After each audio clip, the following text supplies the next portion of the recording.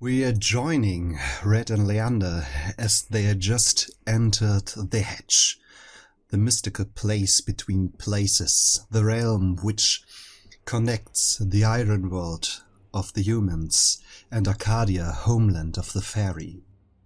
They are led here by a small 9-year-old girl who knows something about their missing friends, or at least it seems so.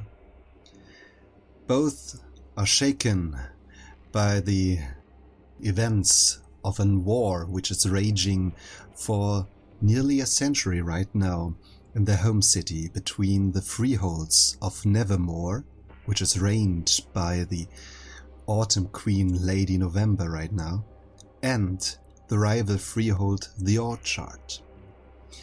Right now, the little girl is running down an crazy street made of cracked cobblestones and overgrown by bushes. You can see her as she runs away. There's only seconds to act before you lose her in the thorns of the hedge. I frown to myself. We don't have time for a long game with... What even is she? I'm terrified she could be a fae, but then why would she be doing her little act this way? Is she a huntsman? Is she a changeling? We need to find out. I drop my skateboard down immediately, get on it, and ride the energies in the air. We're in the hedge after all. No need to worry about doing things that break reality here. I will cast 7 League Step, which for 1 glamour allows me to jump 10 yards and roll a strength athletics check to hopefully land correctly. You do this, and right now we are starting something special, a so-called chase. It's a chase in the double sense of you want to get the girl, but also you're navigating through the hedge, which is always a fight against this realm which tries to ensnare you and get you off the roads to lead you into its thorny arms. So there are 4 combatants in this chase. One is Red, one is Leander, one is the tiny girl, and one is the hedge, ever growing, ever getting stronger. So please declare your actions. I noticed Red wants to take the skateboard and make use of her ancient contract and get a good jump on her. What's about Leander? You hear me growl in a voice that is lower than that of the one I keep in the Iron World. We have to make sure our friends are safe, and I twist my knees impossibly backwards, and I go down on all 4 to start to take a leap. I would like to use Talon and Wing to gain +10 speed. Do you have to roll anything for this? No. Great. It's 1 glamour. Okay, so spend your glamour, and Craig, please make your roll. Strength and athletics, which would be 6, but because I'm using my skateboard, I think I get an extra 1 as well, yes? Yes, of course. Very good. 4 successes. This is really close to an exceptional success, but just really close. So you get on your feet and on your skateboard and make ready to jump. Now we will make the chase rolls. For with this I need your speed. 14. 22. 22. This is really amazing. 14 is good, so you're still faster than the girl, but she's some meters in front of you. So we will roll now. I will roll for the girl and the hedge, and since the girl initiated the chase, you're going on her terms. She has the edge, so she dictates the roads we make. And she is running down the street. She's really, really fast, and So it's a dexterity plus athletics roll. And Red receives a +2 bonus from 7 leap jump. And Leander gets a +3 bonus because he is so unbelievably fast.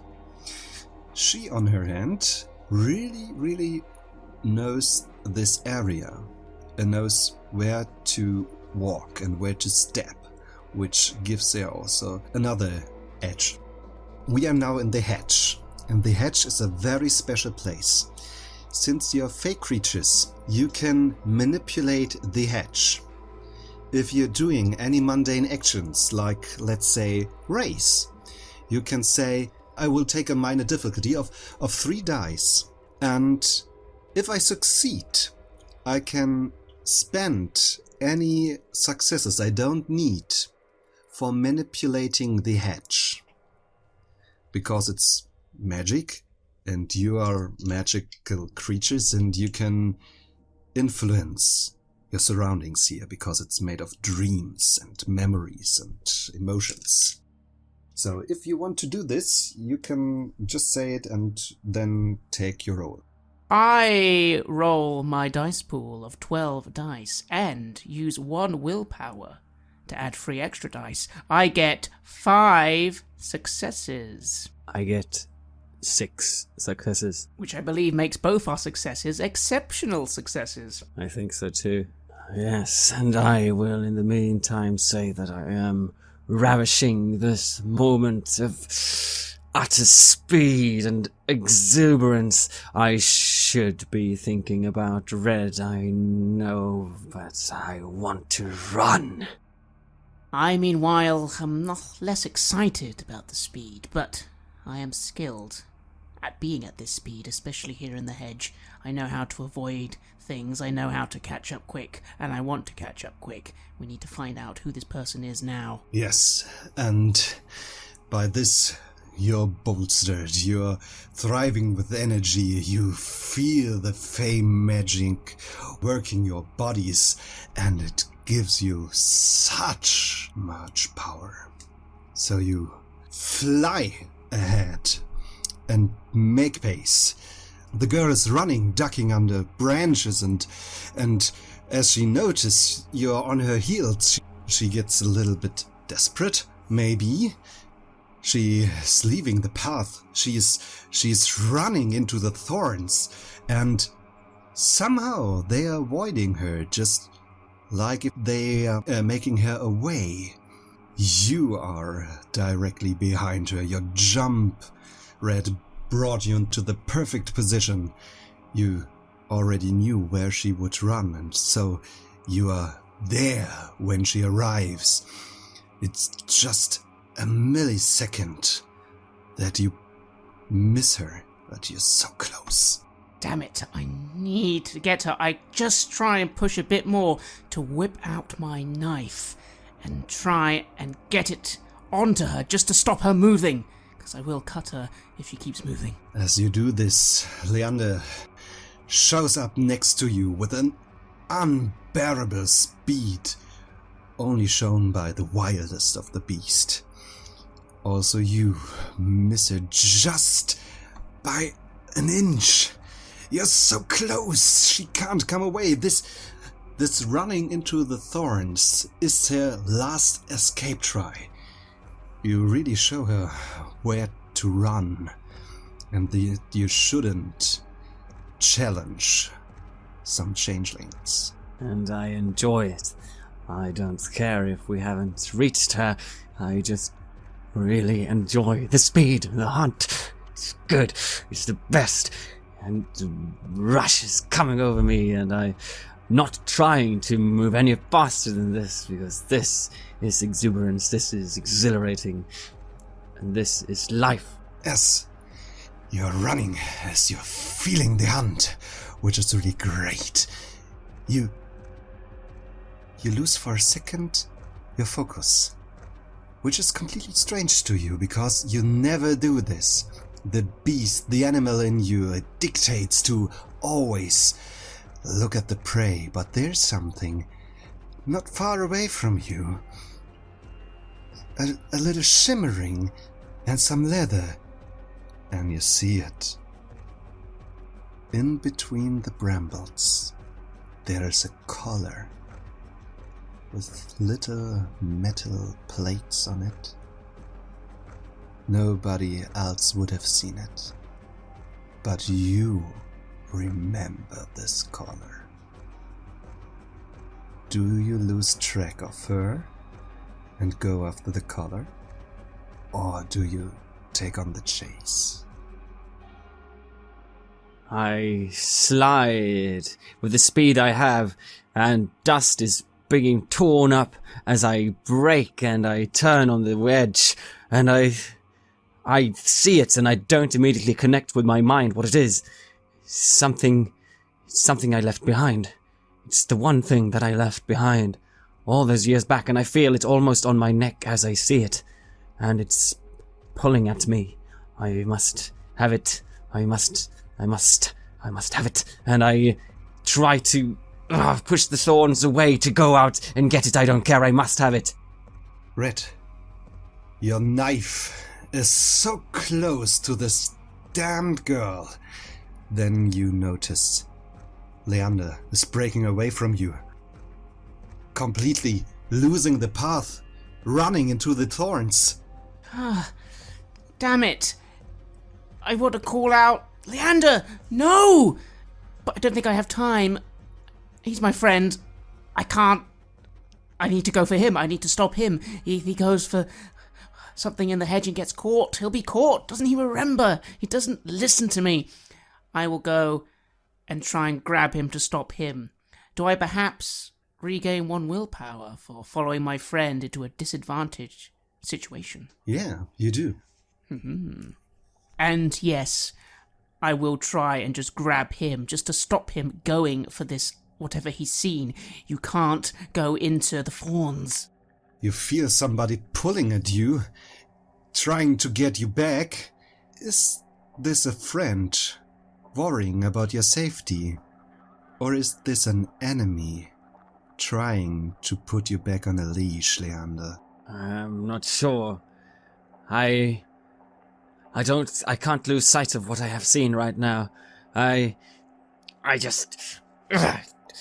tear, pull, whatever they are tugging at to me as I keep trying to make my way through here. And I say to myself, I must have it. I must have it. And I yell out, she'll take you back! You idiot! You know how it works! You'll go back to the cage! And I still try to make myself over there. Am I far now? I don't let go of him. The grab, I'm going to try and keep him as I try and persuade him of the truth. It doesn't seem as he's listening. Are you able to overwhelm him, to fight against the beast strength? Unfortunately, I don't think I would. I'm not a strong person. I imagine he'll break free. And so he does. Only a few more meters, then you're there. Right before you, the prize, the collar. I kneel down and I sniff it and I smell it.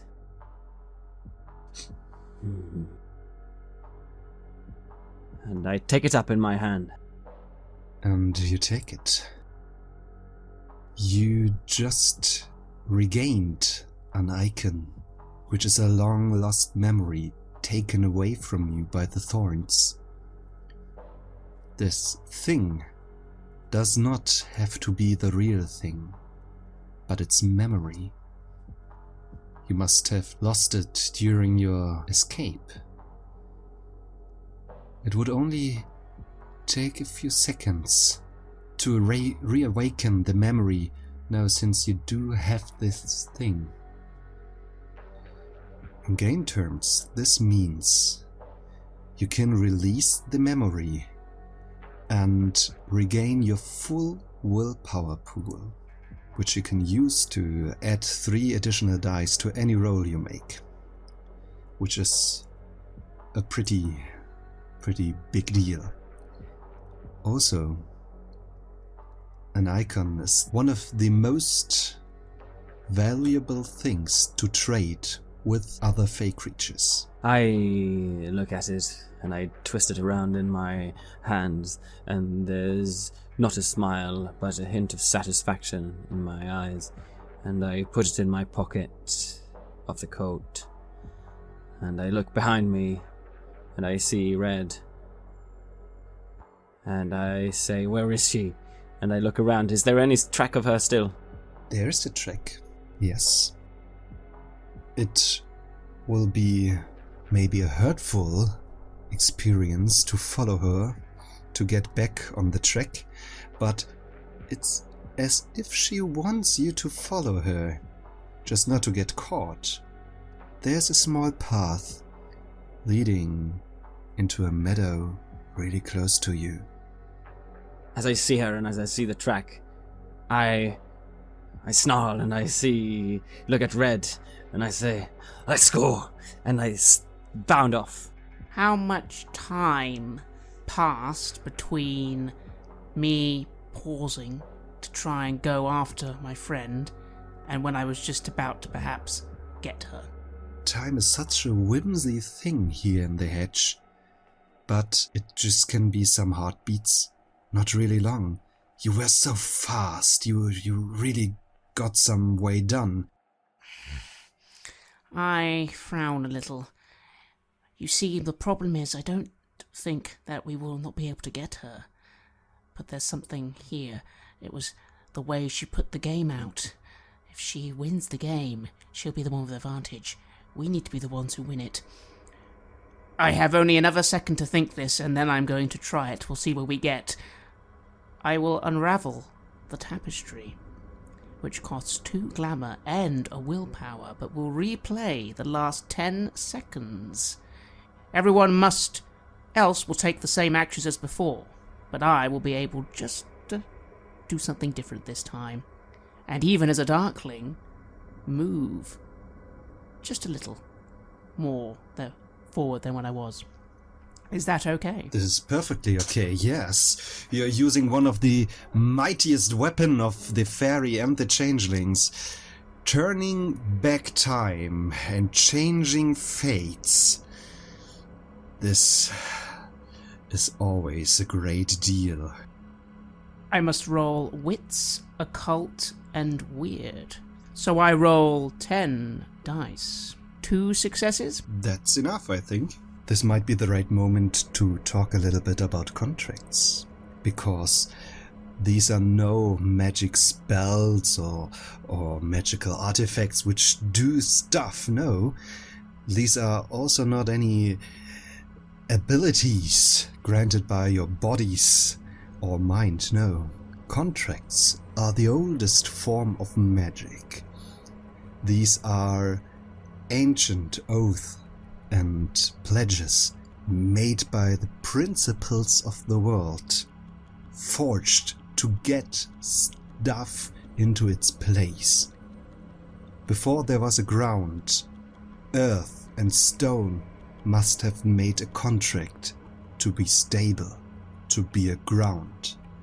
And the first beings, the Fae, had to make a contract, a pact with the stone and the earth to let them walk on the ground. You tap into an ancient contract made with time itself. Without this contract, there would be no flow of time. And now you're talking with time, saying, "I have an offer for you. I give you this small part of me, this emotions, this glamour, and you would be so kind to rewind just a little bit and let me do my work. How did you come to this contract?"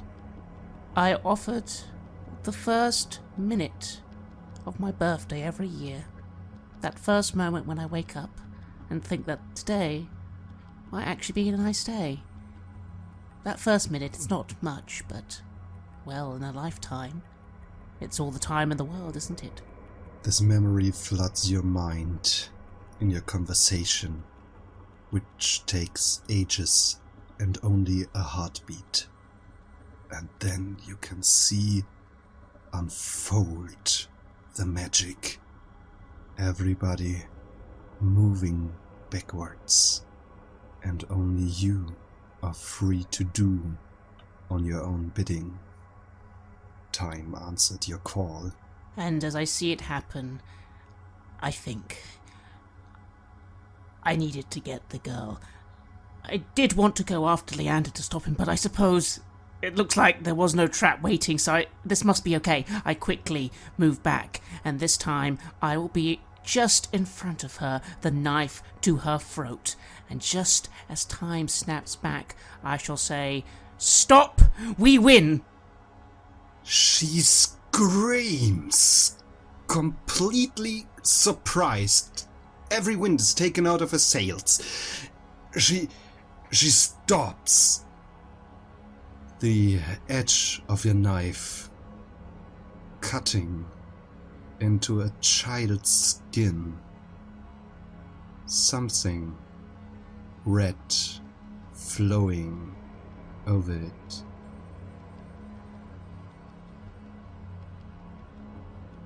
This isn't a little girl. I'm not stupid. I've been this way for a while. Once, maybe these sort of sights would have been strange, but not now. I've seen things. She's not a little girl. She's something else. We win. What do we get for winning? If you don't take this away, you will win Mr. Cuddles. I frown a little and then smile, looking to my right and of course seeing, as time unfolded for my friend, him collect the collar. That's fair enough, but I offer a better deal. If I remove the dagger, you will tell me what you are. Simple. I will tell you what you can call me. Not good enough. I sort of inch the knife a little close. You could make up any name. I want to know what you are. Please roll presence plus intimidation +2 for your having her at gun's point. 1 success. Okay, I tell you. We have a deal, I say. For I know how this works. Maybe even more than Leander. I have studied a lot. And I will do a little bow as I remove the knife from her throat and say, my part is done. What are you? I am Lisa, and I'm the Goblin Queen. I look a little surprised. The Goblin Queen? What do I know of Goblin Queens? You can roll intelligence plus occult. 2 successes. She has to be some kind of goblin or hobgoblin, a creature of the hedge. There's no such thing as a dedicated type of creature named Goblin Queen. She must rule over some part of the hedge, and she has to have some substitutes.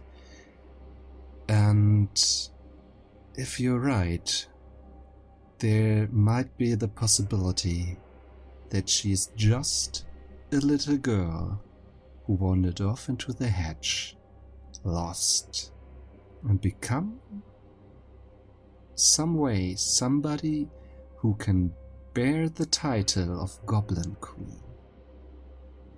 I frown a little. I quickly motion to her. Okay, we won the game. Let's step a few steps back where it's safer for us all. Even you don't want to be in this part of the hedge for long. It is mine. That's my realm. I want to be here. Will we be safe in your realm for a time? Depends on safe. At this point, I look to see Leander, who has now, I assume, grabbed the collar and see what he's up to. Yes, you grab the collar and I assume you're back on the way. Yes. After I've taken it, I didn't look very carefully at what was actually happening I don't know how that played out for me. Did she never come after me, or did she just suddenly disappear? She tried to get away from you. The collar might have been a trick of the hedge. I see that they are standing, I suppose, on the way. They're still on the little path made from the thorns for Lisa. And it's up to you. You can say we want to go into the meadow, where she was heading, or back onto the trot, the semi-safe pathway. Well, I'll go up to them anyway, if I can. The thorns are actually really, really tearing on you. They're already grabbing into your fur, and they're getting around on your tail and try to wind you down. So it's more a question of endurance than of dexterity. So please roll stamina plus survival. I will use 1 willpower to add 3 dice. 2 successes. That's well enough. You just take 1 lethal damage. So please mark the leftmost box of your health track with a little X. And I feel my fur getting bloody with the thorns tearing into it. But I push them aside, making my way over to them into the little clearing that has sort of shaped itself mysteriously around this little girl. And as I come up to you, I say, our friends. What do you know about our friends? I know somebody who wants to talk with you about your friends. And we were just on the way to meet him. And I look to Red. Fine. Just take us there. I frown a little and go, why do we need to meet here in the hedge? Because he said so. Who is he? Roll wits plus empathy. 1 success. Oh, he's just a guy with a hood. And she's hiding something from you. I frown a little, but I don't know what more I can do. I'm feeling really drained. I expended quite a bit of myself. My glamour is low, as is my willpower now, and I don't think I can do anything else. I look at her and can I use subterfuge to try and see what kind of trickery is going on here and what she's saying, or... Yes, you can lie to her about something and get her to spill the beans. So I'm there thinking of what to do, and I see Leander. He's much better at this sort of thing than I am, but maybe I can give him something, because I look down at my knife and remember that I've spilled some blood, haven't I? Yes, you do.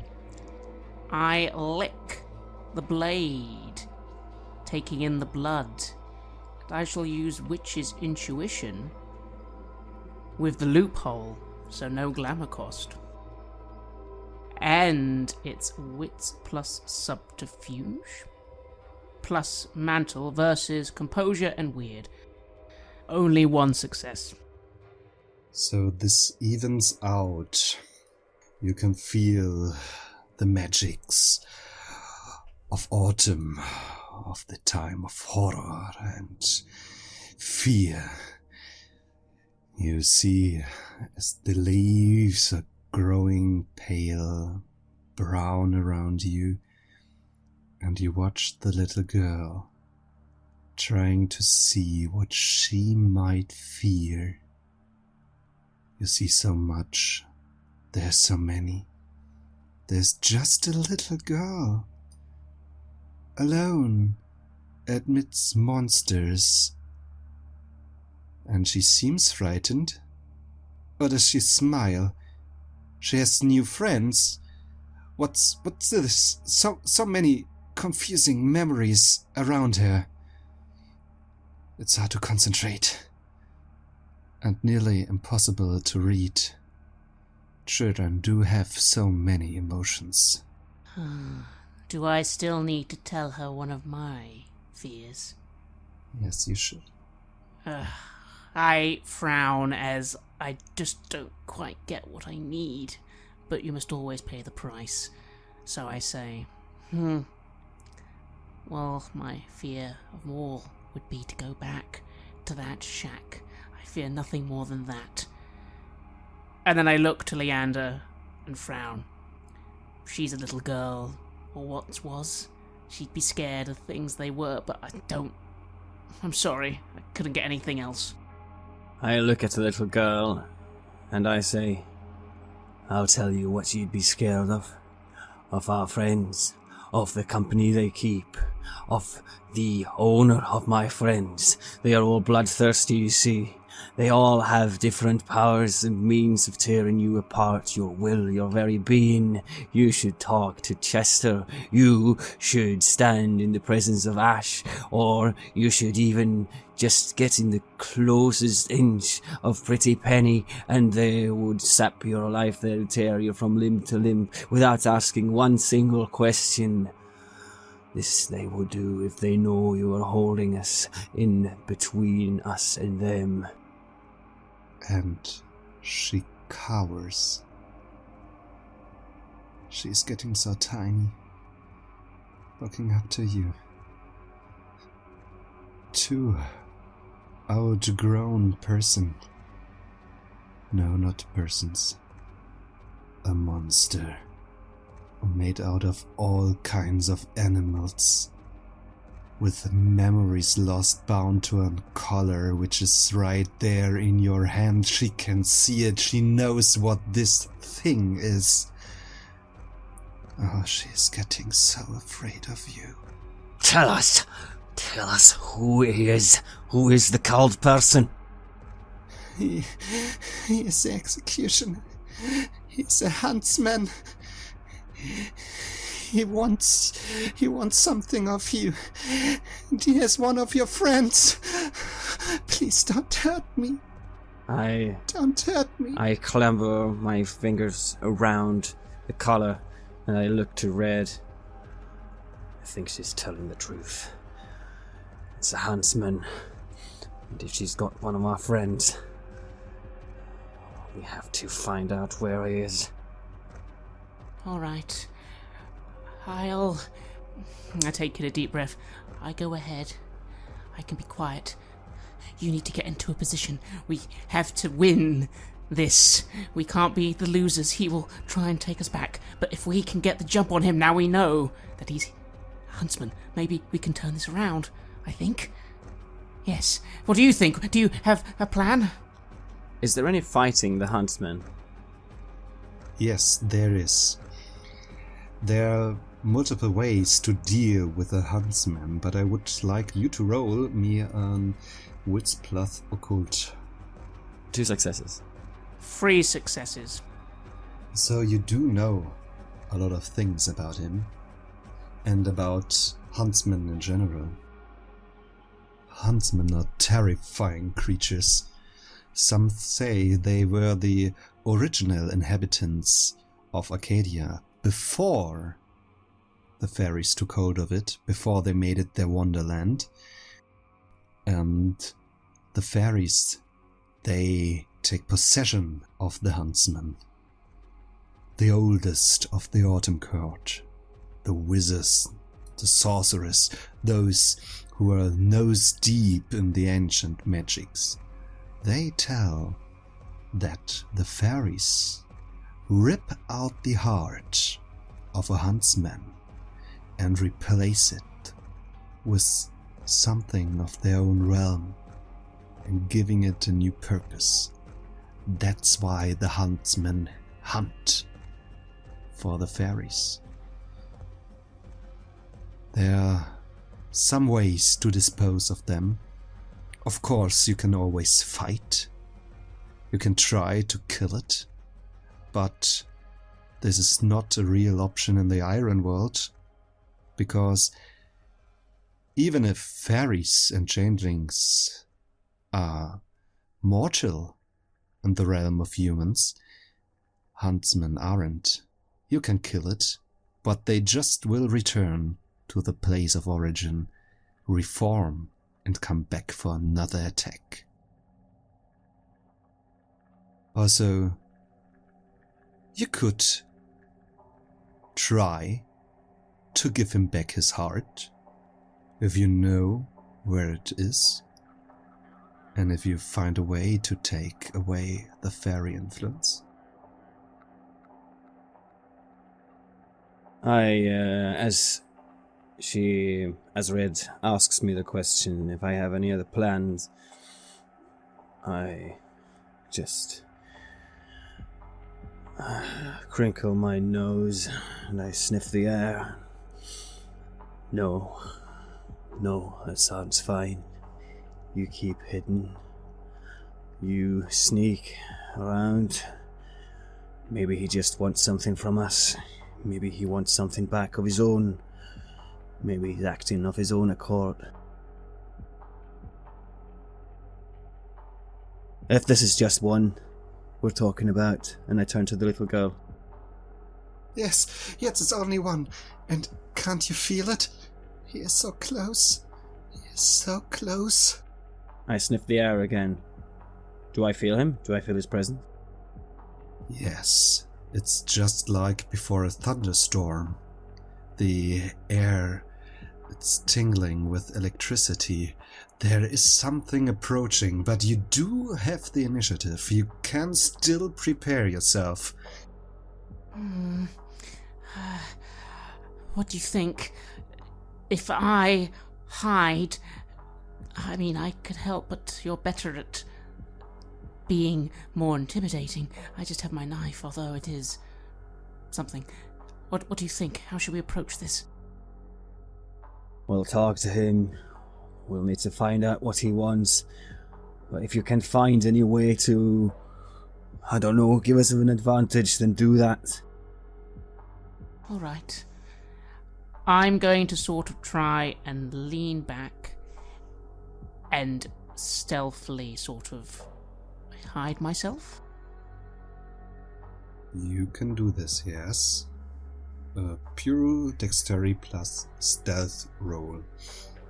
To implement some of the rules of the new edition, I would say, since we are still amidst the thorns, I declared this a special tilt. For everybody who is not in plain sight, there is a difficulty of +2 on dexterity-based rolls, because you have to be really careful not to get hurt.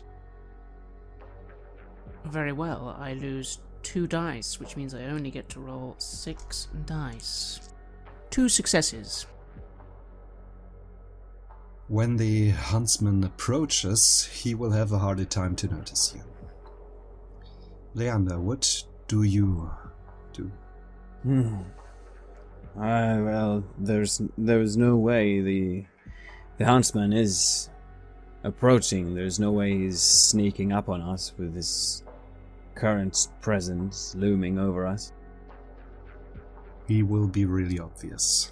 Otherwise, he would have hidden his presence. So I don't see anything that I really need to do. I sort of lean back on my legs and I assume a bit of a relaxed approach, and I stand there and I wait.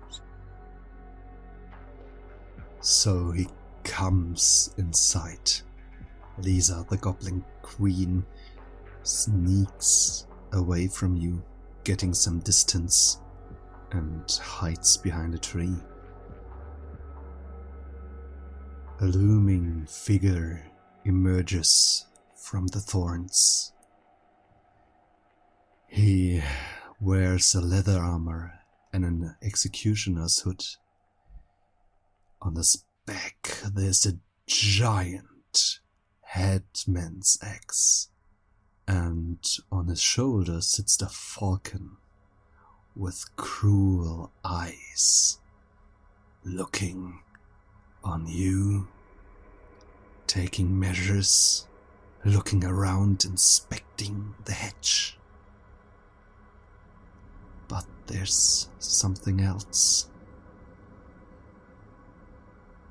He is enlightened in a very special way. His eyes, there's electricity crackling. Little lightning bolts are falling out of the eye holes, and so out of his mouth. He has a booming voice as he addresses you. Lost ones. Finally we meet. Executioner, I've heard. That's right. Did the little girl talk? I squint at him. It is a fearsome sight indeed, what is coming to me now. I feel a slight drip of sweat rolling down my neck. Or is that blood? I'm not sure. I say, she did. She told us you have one of us. She was not supposed to do this. We shall have a little talk later. Well, it seems like she got more than what she bargained for. What do you want, Huntsman? I've come to bargain with you. I have something, and you have something that I wish for. What do you want? And he pulls on a chain which he has in his left hand, and somewhere from behind him, out of the bushes, a hidden figure struggles towards you. The chain holds fast on a collar on his or her throat, and there's a sack on the head. You don't know who this is, but he or she has to be important when the Huntsman executioner brings it to you. I want somebody. I need you to give me Lady November. Lady November? And who's that? Who's that with you? I was told he is a friend of yours. And the figure stumbles next to the executioner. More than 2 heads shorter than him, and the huntsman lay his hand on the head. I think it's only fair. The lady for your friend. Show them, and I feel a bit of anger coming through me, mixed with the fear of this mighty creature, but at the same time they have no right. How did they lay hand on him or her? And who is it? Can I recognize anything from the features, anything from the size of the body, or anything from their clothes? It is a man. And you're sure it will be revealed very soon. I want to switch to red.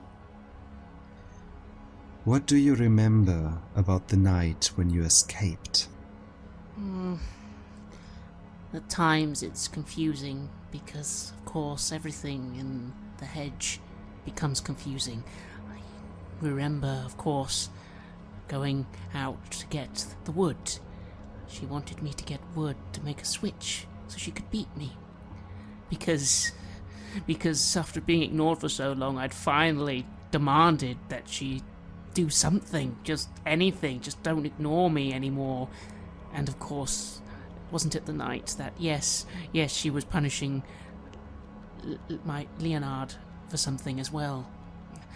So I went out, and I just realized I could go. I could just go. I could go, and I did. And it's weird because the others followed me. I don't even know why they did.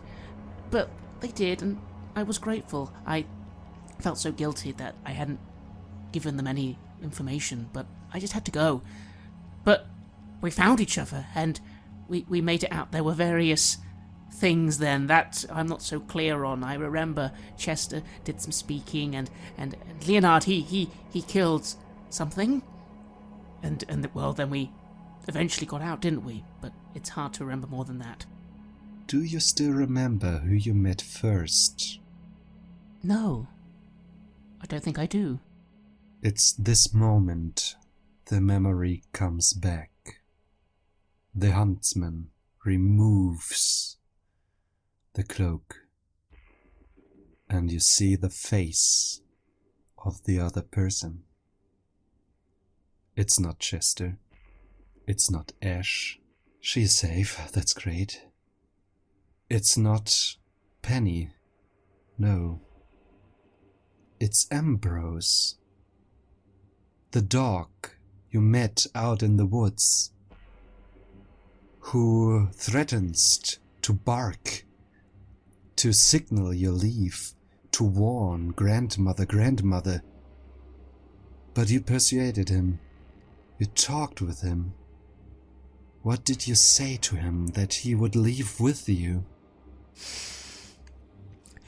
I told him that if he did make a sound, I would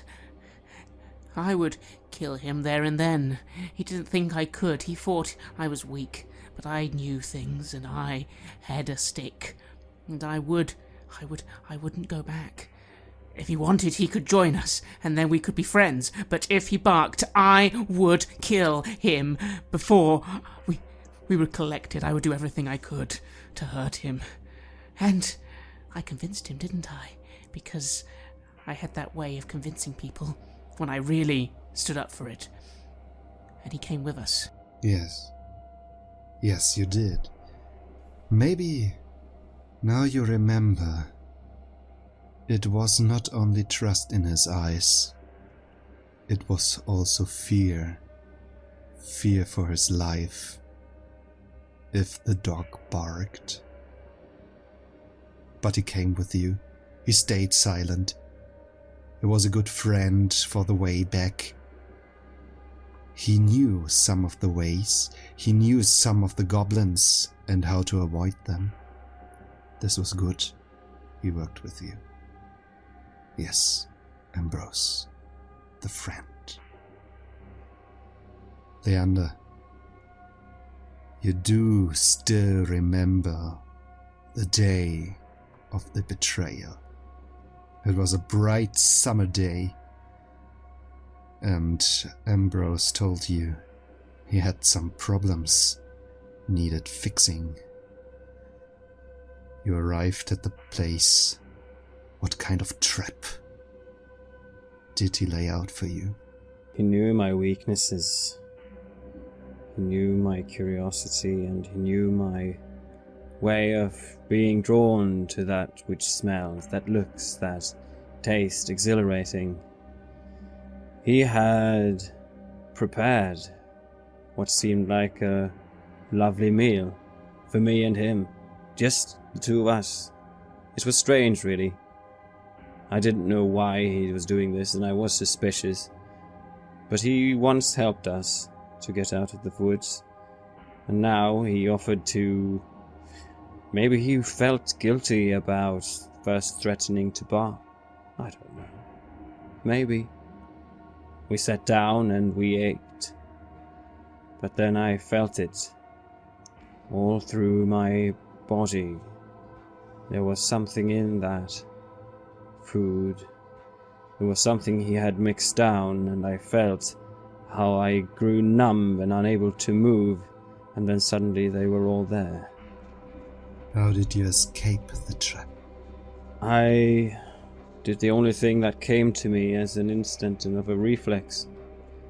I felt the poison start to spread through me. I saw the people And the only way of getting away from them, it was decreasing my blood flow. And the only animal, the only character that I had been close to before that could help was the shape of a crocodile. I did so, and I turned cold-blooded. My metabolism slowed down, and so did the poison. And I dashed off on the ground and into a nearby body of water. I was able to go down and disappear out of sight. I still don't understand why. I don't know what he actually wanted, why he did it, and what hold they possibly had on him. But I got away. And so when I look upon him now, I smell my own distrust that I felt that day oozing through me. But the tables are different now. And I never really knew what he wanted and why he did what he did. Ambrose, I say. Yes? What have you been up to? Nothing. I didn't tell him anything. And I look between the two and I try to make out in my mind what to make of this. He wants November. He wants the Queen of the Autumn Court. Someone who once exiled me for trying to sort out a spy within our own ranks. That's what I was exiled for. I, meanwhile, am watching very carefully. Has Leander told us about Ambrose's betrayal at the time since it happened? Or told me, rather? I think I would have. It feels like something important enough and strange enough. I don't know why we in the group didn't decide to follow up on it, really. Probably because we just didn't have time. But I am annoyed. How dare this executioner? This isn't one of my friends. He betrayed us. He betrayed Leander. But he wants to do a deal. He doesn't obviously realise. I'm quiet because I don't want to give away my position just yet. I think I will go with my original plan. While Leander is speaking, it takes a minute to cast portents and visions, but hopefully I can. While Leander does the talking, it costs 1 glamour, and is a manipulation plus occult plus weird versus this man's composure and weird. Well, fine. I look over Ambrose. How does he look now? And who was he with on that day of the ambush and the trap? There were Huntsmen. 2. Not this one. Not this one, no. You fought them off. The special blessing of the summer court is that everybody in a fight has to fight until the utmost limits. There's no retreat. This is decree and ancient pact of the Summer Lord. So you fought them off with your friends and by yourself in crocodile form, and you gave them a battle to think about. To win in this odds, this was memorable for the Huntsman. Those 2 never tried again to get you. At the same time, I knew what it cost me. I was on the verge of going under myself, both to their blows and to the poison that was slowly trying to make its way through me. I don't ever want to end up in such a situation again. I still don't trust him. I don't know why he did it, so I'll say that. Why did you do it, Ambrose? For safety, he says, and He does not look like a strong or witty man. For safety, you have to look out for yourself, don't you? You know they are hunting us, and they had me. They had me. I had to bargain. I had to make a pact with them, my life, or give them the opportunity. It was just the opportunity. I didn't have to give you to them. I just had to give them the opportunity. And yet... I knew you could fight back. Yet here we find ourselves again. You are at the mercy of another huntsman. And I look up at the towering executioner, and I shudder a bit. Who is now asking for the head of November? Or were you asking for her alive? Oh no, I ask for her head. And I ask in the name of the Thunder Lord, the Storm King, bringer of devastation. As he says that, I can't really motivate myself to why I would do something as risky as that. I would have they would all come down after me. What have I to gain from that? To save this traitor? Just to have the whole court fall upon me if they find out I was the one to go for the Autumn Queen? I don't think I have anything to gain from this. Do you ask this? Fair enough. I'll say to the executioner, what makes you think I care about this one more than I would care for the Queen of the Autumn Court? What have you to give me? What have I to gain from this? You have nothing to get from this worm. He is a bitter excuse of life. There's no great gain. It's the question, what do you get for yourself out of yourself? I heard that it's important to be human. Would a human being sacrifice a brother?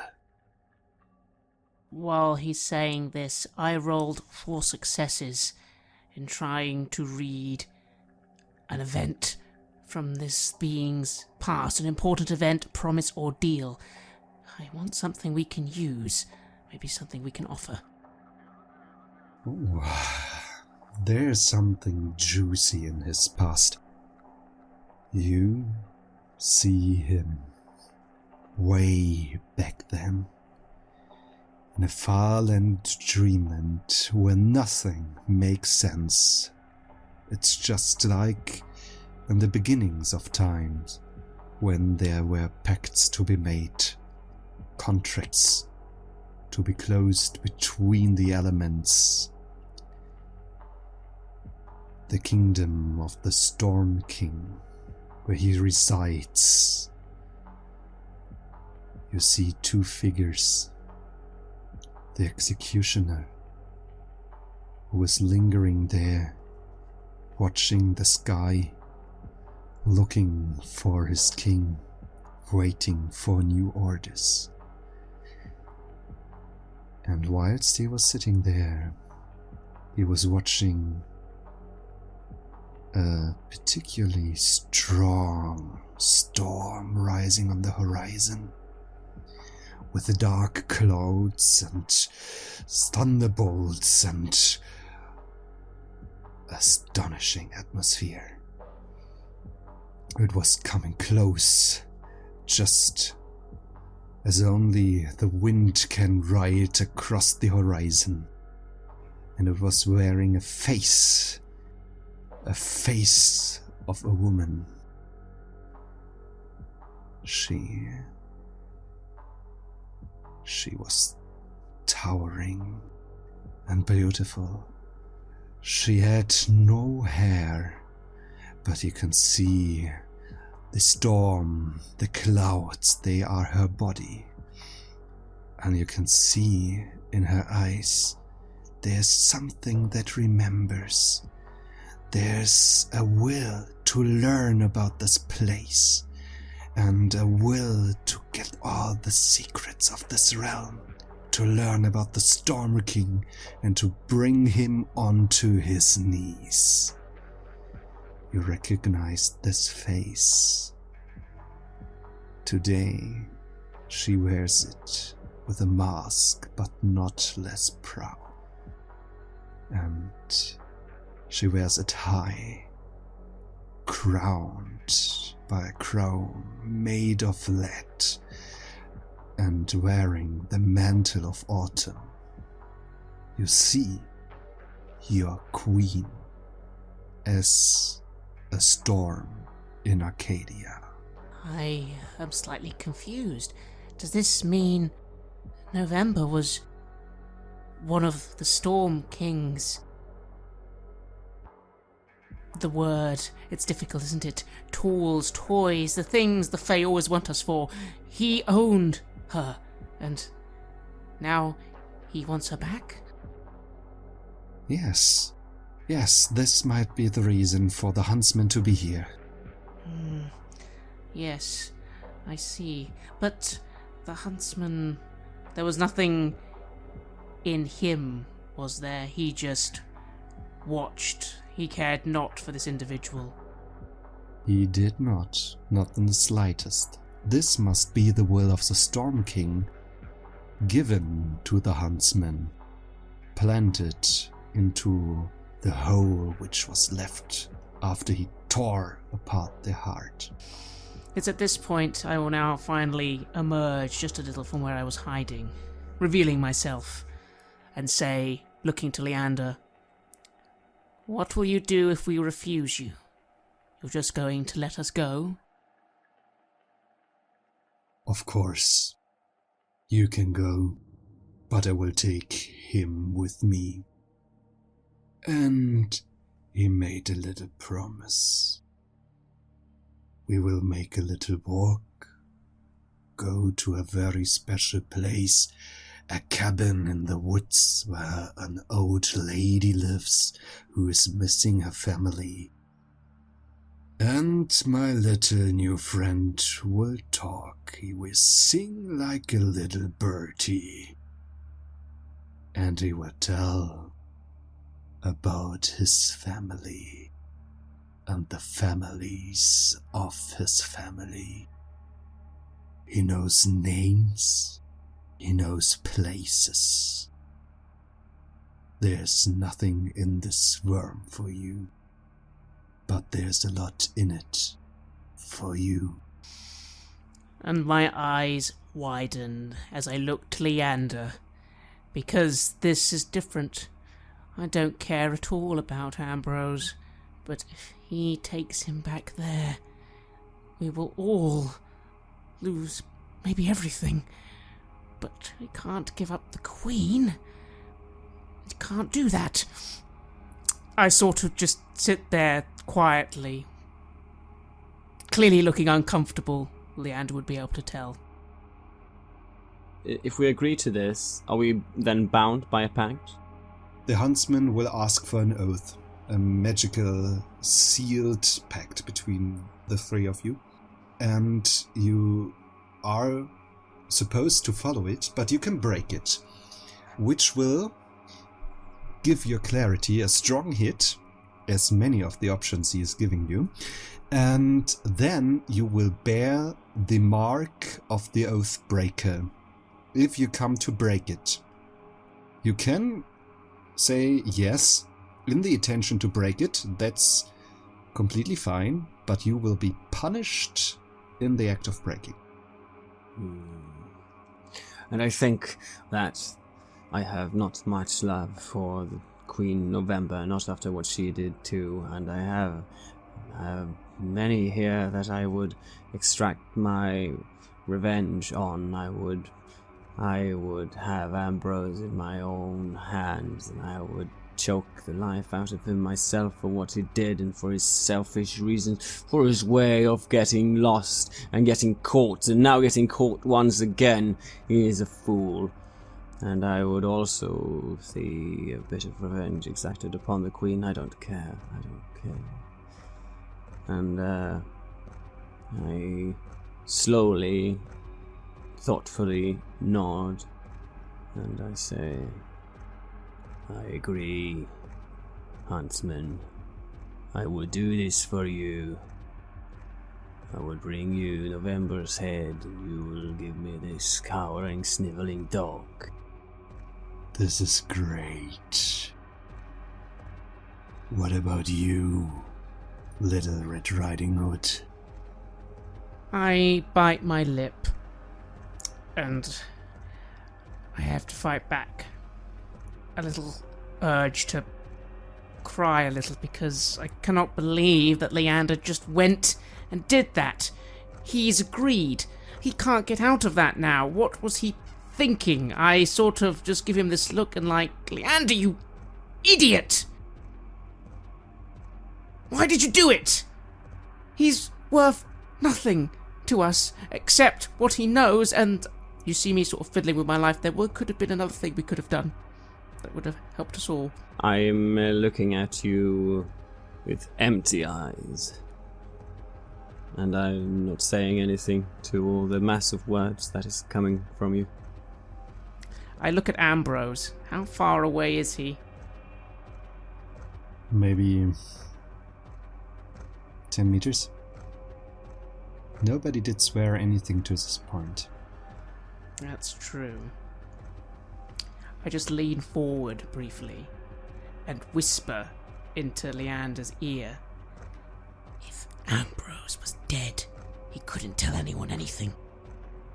You see in my eyes that there's some kind of interest awakened in the deadness of them. I step back and sort of just give Leander a look. And I just say nothing, except to sort of walk forward just a step, making sure the headsman's attention is on me. And I just sort of wait for a few seconds. So, you agree too? And do I know this as a sign? I think you would. I seem to be giving you a look. I've made sure that he's watching me. I suppose it all depends on what you do next.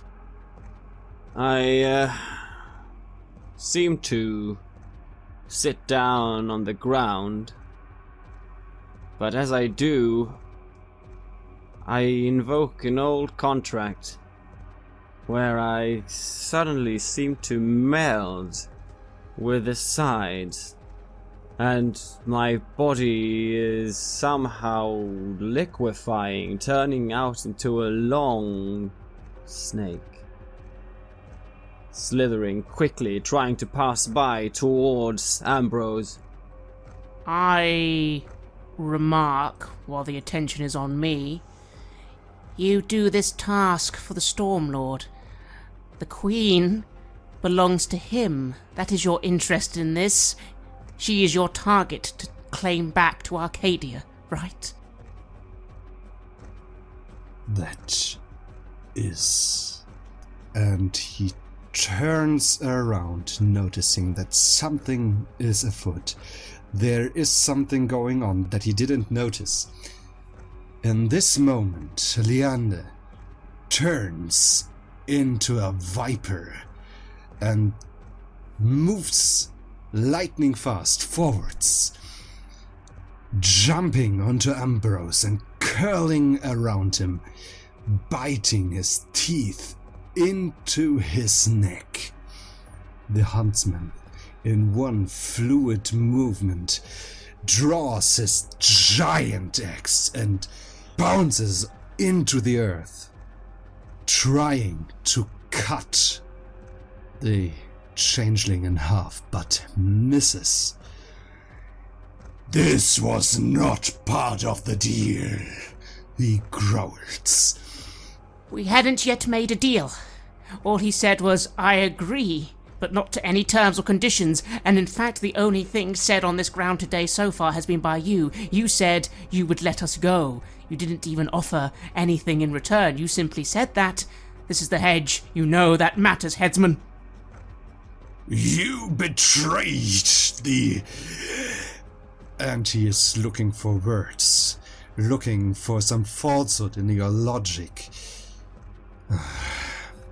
He is some kind of fake creature. He has to obey the laws.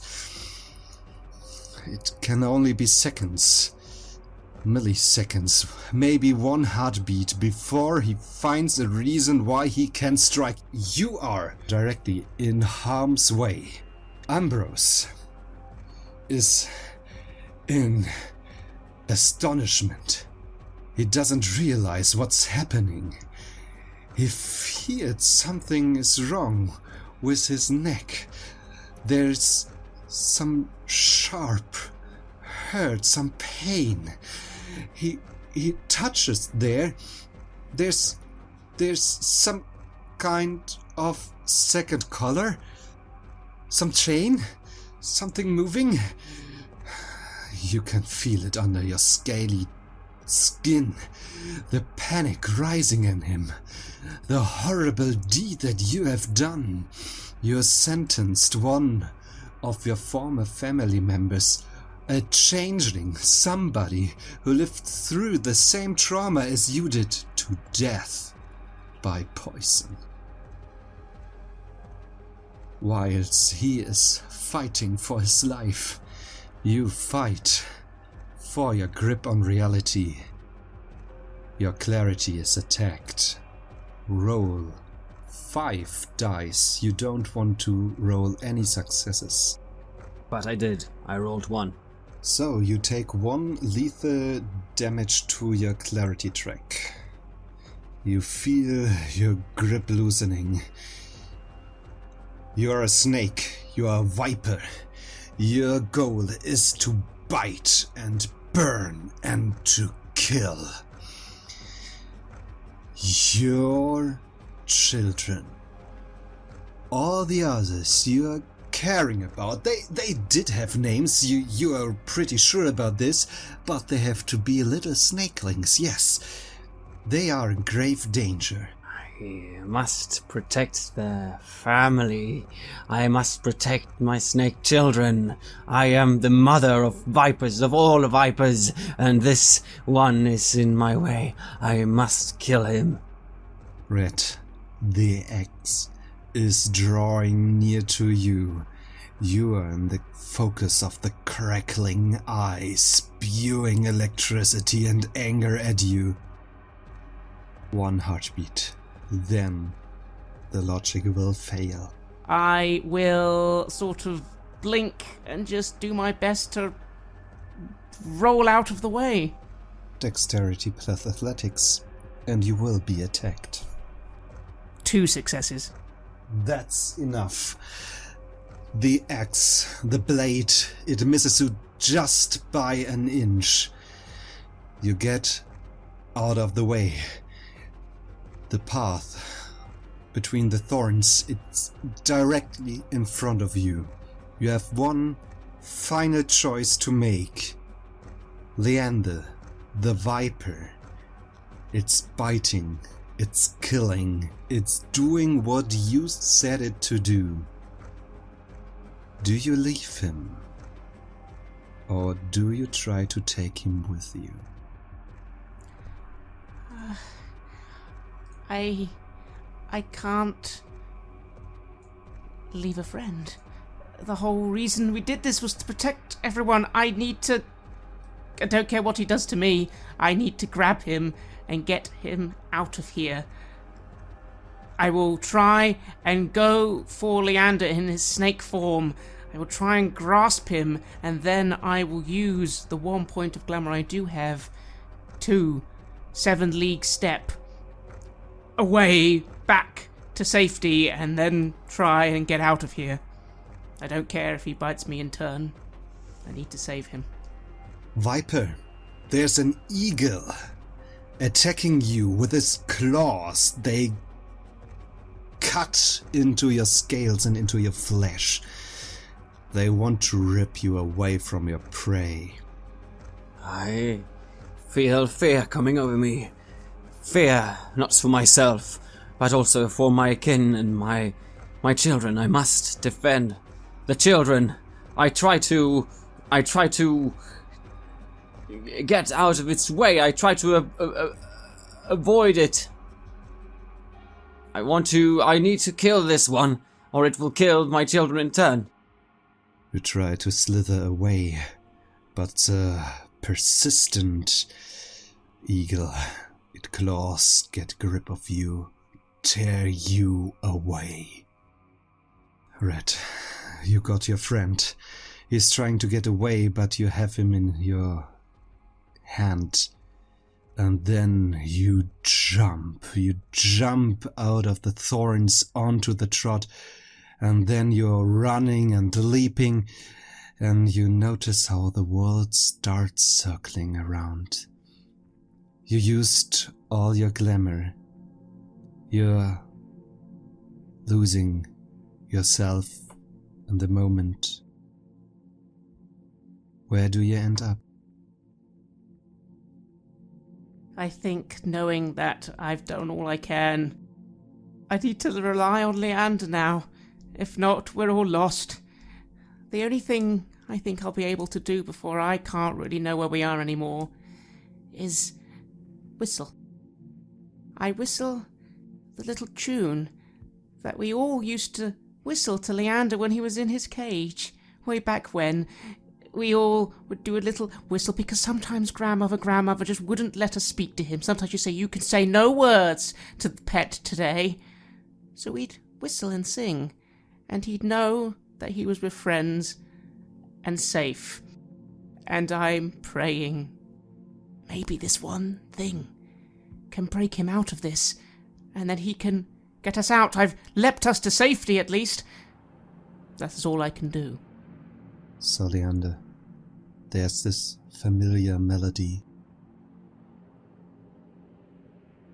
And you feel in your grasp how the struggle ceases for a bit.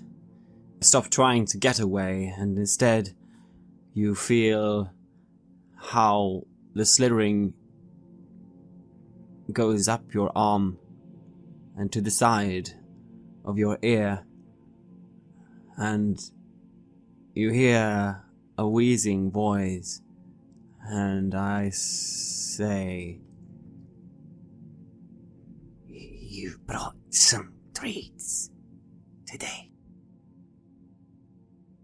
Yes, but you need to get us out of here first, Leander. You need to get us...